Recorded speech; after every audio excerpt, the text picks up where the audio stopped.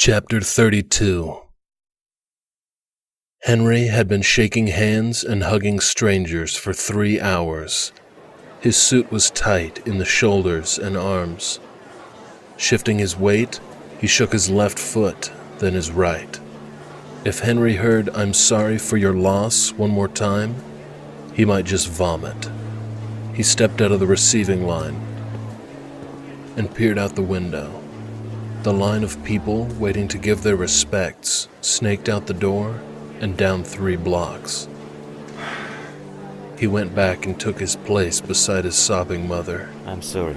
Henry shook another stranger's hand and noticed the man standing beside the stranger, a familiar face, somebody who actually knew Stephen. Rain offered his hand. "Sorry, man. Thanks," he whispered to his mother. "I need a break." Henry motioned Rain away from the crowd. They found 2 empty chairs near the back of the room. "How you holding up?" "I've been better." Rain inclined his head at the coffin. "What's up with his hair? He looks like one of those grease monkeys from the 50s. It's pretty bad. I hear they arrested the guy that did it." "About that, there's something you should know. Wolfe killed Stephen because of what you guys did to Maggie Stewart." "After all these years? Doesn't make sense. I didn't think she told anybody." "It would seem she told him." Henry pinched the crease in his black dress pants. "And he's not happy about it. She doing him? It's a good assumption." Rain stared thoughtfully at Stephen's coffin. "The case against him is good, right?" "Yes." "Then there's nothing to worry about." "He's out on bail." Rain gave a gentle pat on Henry's back. "Then I guess things are about to get interesting." "I went to see him, kind of hinted at taking my revenge out on Maggie. I just wanted to rile him up, but the guy's intense. Whatever happens, I want nothing to do with it." "You should have thought of that before you threatened Maggie. I'm thinking you're in it just as much as the rest of us." "He killed my brother. What was I supposed to do? Shake his hand?" "All I'm saying is that it seems you're the one who should be watching his back." The sun hadn't crested the horizon when Maggie left her house. She wore blue shorts with a green stripe down the sides and a gold tank top. She adjusted the buds in her ears, clipped her iPod to her wrist, and began her morning jog.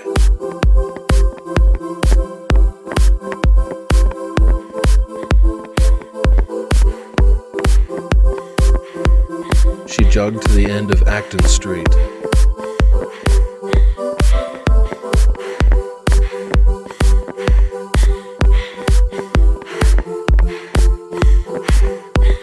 Turned onto McIntyre Avenue.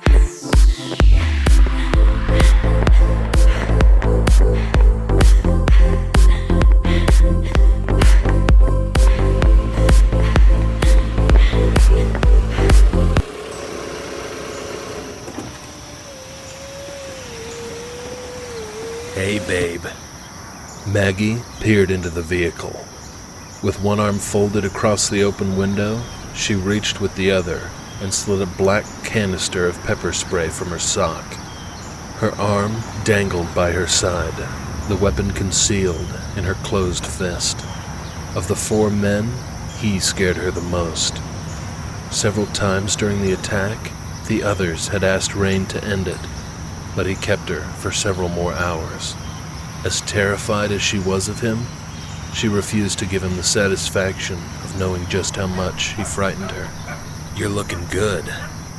Still want to scream for me?" "What do you want?" Sweat trickled down the bridge of her nose. "I heard your boyfriend is out for revenge on your behalf." "You heard wrong." "I thought we had this whole thing worked out." "Worked out?" As if they'd come to some kind of compromise. Maggie kept her silence for one reason, and it had nothing to do with him. "We do." If this was all worked out, why did you tell your new boyfriend about us? I don't know what you heard, but I haven't told anyone anything. Then why did your boyfriend jump Steven? I don't know. He leaned across the passenger seat, his brows arched. If he wants a war, he'll get one. He doesn't. Rain reached for her hand, but she jerked it away. It was nice seeing you again, Maggie. Maggie stuck her head back in the vehicle. You're not going after him, are you? Why would I? He doesn't know anything, right? Right. Unless I find out different, there should be no problem. As far as I'm concerned, it's ancient history. What's done is done. After all, it's been years. I assume you feel the same. She stuck her head back in the open window. We have to stop meeting like this.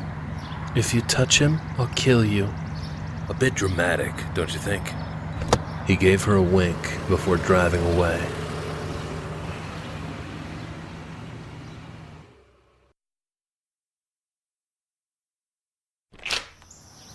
Henry, please come in. I'm so sorry about your brother. Thank you. What can I do for you? I was hoping to see Maggie. I wasn't aware you two knew each other. I understand she was with my brother the night he died. Yes, she was. Could I speak with her? Of course.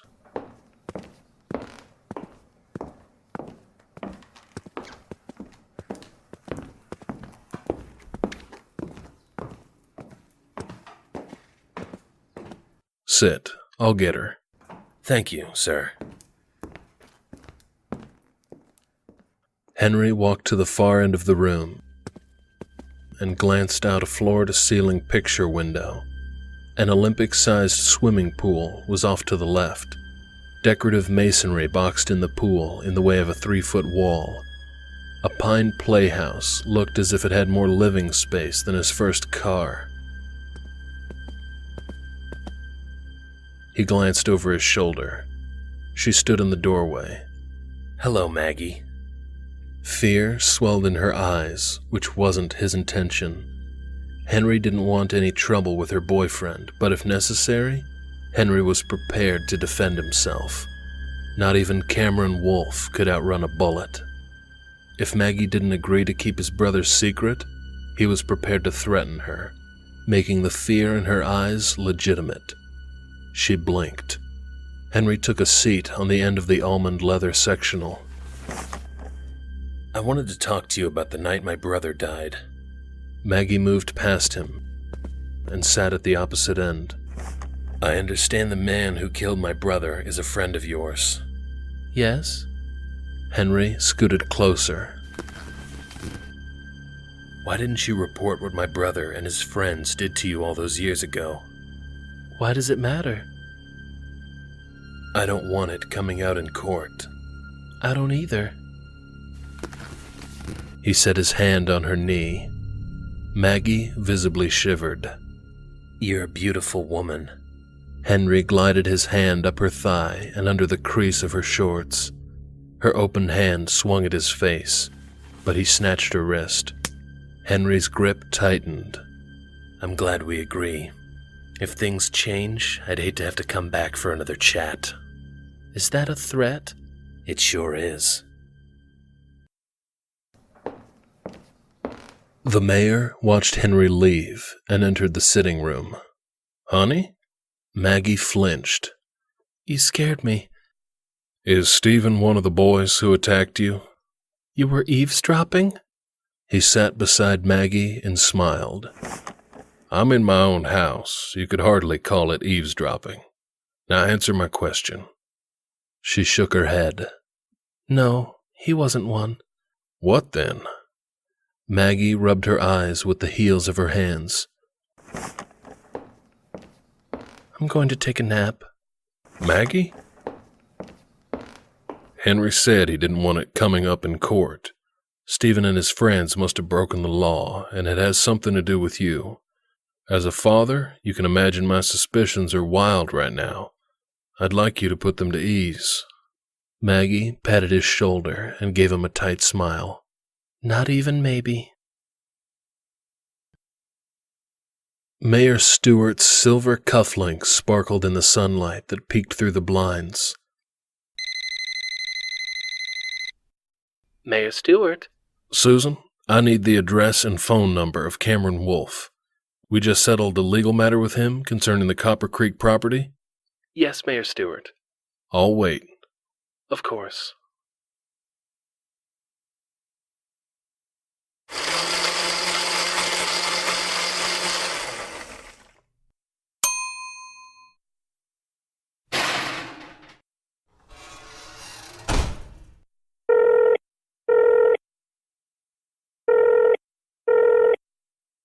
Yup. Cameron Wolfe? Yup. He spooned a generous helping of mashed potatoes on both plates. Who's this? John Stewart. What can I do for you, Mayor Stewart? I'd like to speak to you about my daughter. I got the message the first time. Stay away from your daughter.